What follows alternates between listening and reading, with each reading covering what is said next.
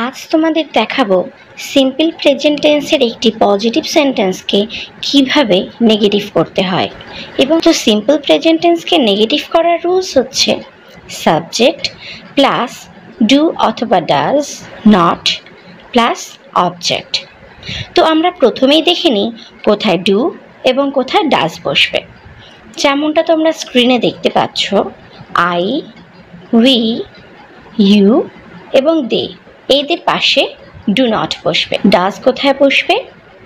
হি, she, ইট এবং যে কোনো থার্ড পারসন সিঙ্গুলার নাউনের পাশে। এখানে বলে রাখি, যদি তোমাদের থার্ড পারসন সিঙ্গুলার নাম্বার কি তা বুঝতে অসুবিধে হয়, তাহলে তোমরা আমাকে কমেন্ট সেকশনে জানাতে পারো। আমি এই সম্পর্কে আরও একটি ভিডিও বানিয়ে দেব।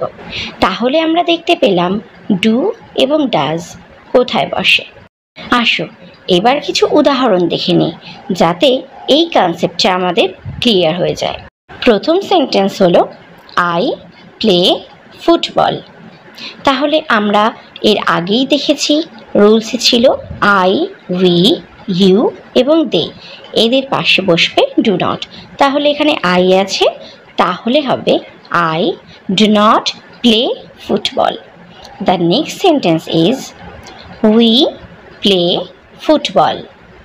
সিমিলারলি উই আছে, তাহলে we do not play football. The next example, they play football. এখানে দে আছে, তাহলে they do not play football.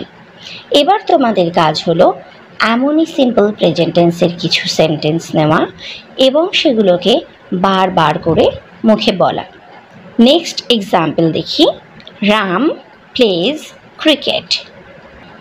আমরা রুলসে দেখেছি হি, শি এবং ইট, এছাড়াও কোনো থার্ড পারসন সিঙ্গুলার নাম্বারের ক্ষেত্রে ডাজ নট বসবে।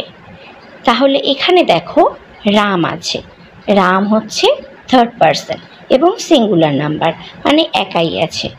তোমরা থার্ড পারসন সিঙ্গুলার নাম্বার বুঝতে না পারলে এটা মনে রাখবে, যে কোনো নামের ক্ষেত্রে সে যদি একা হয় তাহলে তার পাশে ডাজ নট বসবে। তাহলে রাম প্লেজ ক্রিকেট, এই সেন্টেন্সটাকে যদি আমরা নেগেটিভ করতে যাই তাহলে হবে Ram does not play cricket. Similarly যদি বলি শি প্লেজ ক্রিকেট, তাহলে কি হবে? She does not play cricket. আশা করি তোমরা বুঝতে পেরেছো। তাহলে এসো কিছু সেন্টেন্স দেখে নিই, যেগুলো কিভাবে নেগেটিভ করতে হয় তা আমি দেখিয়েছি। তারপর সবার শেষে থাকবে কিছু এক্সারসাইজ, যা তোমরা আমাকে কমেন্ট বক্সে লিখে দেবে। তাহলে এক্সাম্পল শুরু করা যাক। আই লাইক ব্রোকলি, একে নেগেটিভ করলে হয় I do not like broccoli. She plays football on weekends. She does not play football on weekends. They live in New York. They do not live in New York. He goes to the gym every day. He does not go to the gym every day. We watch TV in the morning. We do not watch TV in the morning.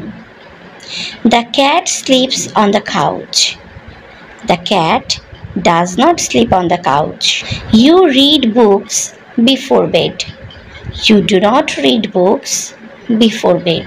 এবার কিছু exercise থাকলো তোমাদের জন্য।